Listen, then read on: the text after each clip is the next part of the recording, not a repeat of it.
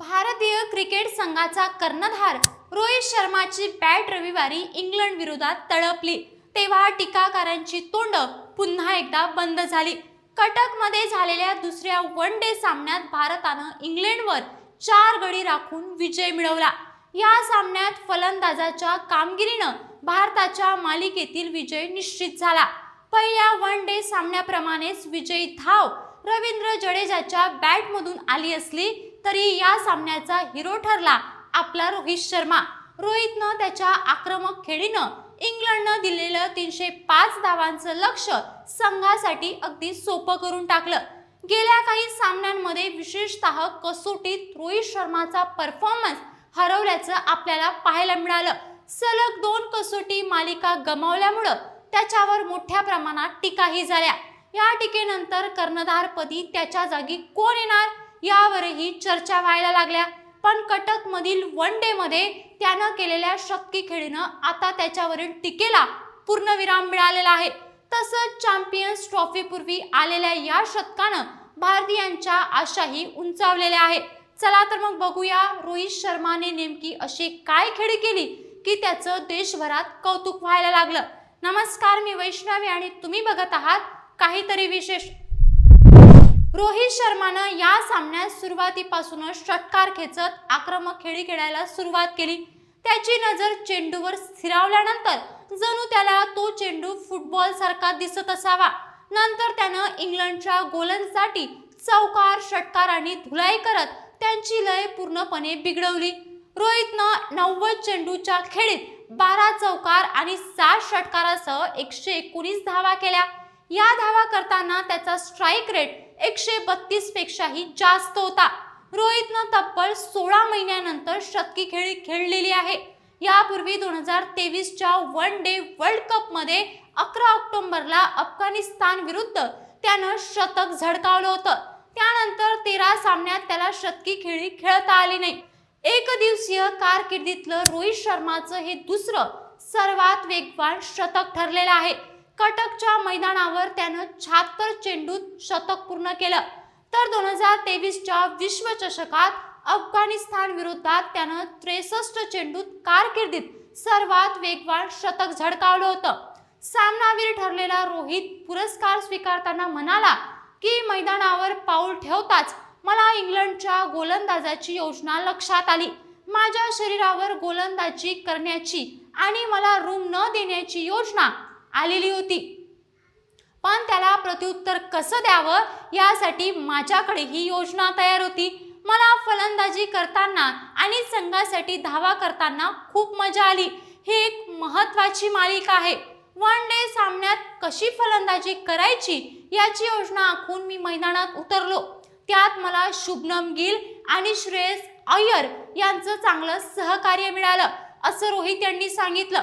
या शतकासह रोहित आंतरराष्ट्रीय क्रिकेटमध्ये भारतासाठी सर्वाधिक शतक करणाऱ्यांच्या यादीत 3ऱ्या क्रमांकावर पोहोचला। त्यानं कारकिर्दीतलं 49वं शतक झळकावत राहुल द्रविडला मागे टाकलेलं आहे। त्याच्या पुढे फक्त सचिन तेंडुलकर आणि विराट कोहली हे दोघंच होते। दुबई आणि पाकिस्तानमध्ये होणाऱ्या आगामी ICC चॅम्पियन्स ट्रॉफीसाठी भारतीय संघाची सलामी जोडी काय असेल तर याबाबत व्यवस्थापन या मालिकेमध्ये निर्णय घेतला जाईल। पहिल्या सामन्यात रोहितचा पार्टनर म्हणून यशस्वी जायस्वालला संधी देण्यात आली, पण पदार्पणाच्या सामन्यात तो मात्र प्रभाव पाडू शकला नाही।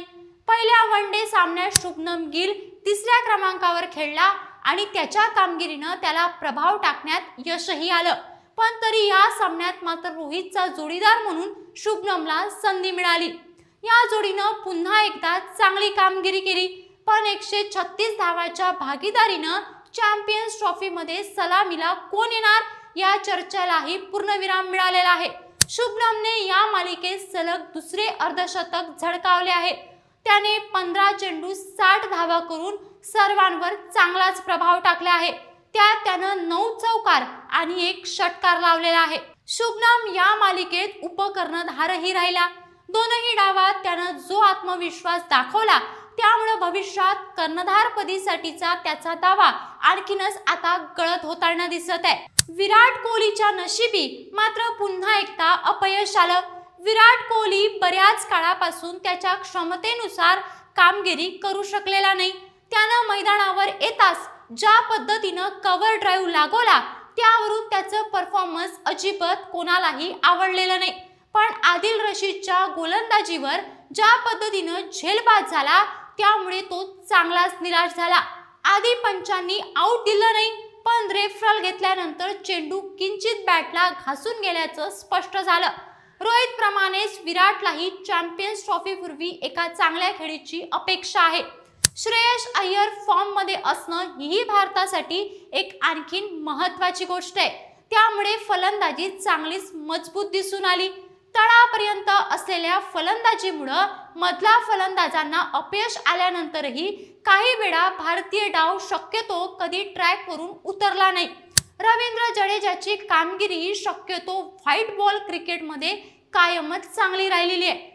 भारताकडून मोहम्मद शमी आणि हर्षित राणा यांनी गोलंदाजीची सुरुवात केली। दोघांनीही स्टंपच्या बाहेर ठेवण्याची रणनीती अवलंबिली, पण इंग्लंडचे समालीवर सॉल्ट आणि डकेट यांनी आक्रमक पद्धतीने त्यांच्या विरोधात धावा केल्या। त्यांच्या धावगतीला आळा घालण्यासाठी रोहितला सुरुवातीला जडेजाला गोलंदाजीसाठी आणावं लागलं। 10 ओव्हरमध्ये जडेजाचे 50% चेंडू डॉट ठरले, म्हणजेच त्यावर धावा झाल्या नाही। एवढंच नाही तर महत्त्वाच्या क्षणी त्यानं बेन डकेट आणि जो रूट याचेही बळी घेतले। त्याचा परिणाम म्हणजे इंग्लंडची धावसंख्या 25-30 धावांनी घटली। जडेजाने 10 ओव्हरमध्ये 35 धावा घेत 3 बळी घेतले। या सामन्यात कोच गौतम गंभीर आणि कर्णधार रोहित शर्मा यांनी कुलदीप यादवच्या जागी वरुण चक्रवर्तीला संधी दिली, पण त्याला प्रभावी कामगिरी करता आली नाही। त्याला संघात कुलदीप यादवची जागा घ्यायची असेल तर त्याला आणखीन विकेट घ्याव्या लागतील, अशीच काहीतरी परिस्थिती एकंदरीतच क्रिकेटमध्ये पाहायला मिळाली। म्हणजेच काय तर रोहित शर्मा चांगला झळकला आणि आज अवघ्या देशाला रोहित शर्माचा अभिमान वाटतोय। मात्र रोहित शर्मा जरी झळकला तरी विराट कोहली बाबत अजूनही देश नाराज असल्याचं दिसून येत आहे। आता या खेळीबद्दल तुम्हाला नक्की काय वाटतं? रोहित शर्मा तुमचा आवडता प्लेयर आहे का, किंवा इंडियन टीम मधला तुमचा आवडता खेळाडू कोण आहे याबद्दल कमेंट करून नक्की कळवा। आणि अशाच पद्धतीचे नवनवीन व्हिडिओ पाहण्यासाठी काहीतरी विशेष या चॅनलला सबस्क्राइब करायला विसरू नका।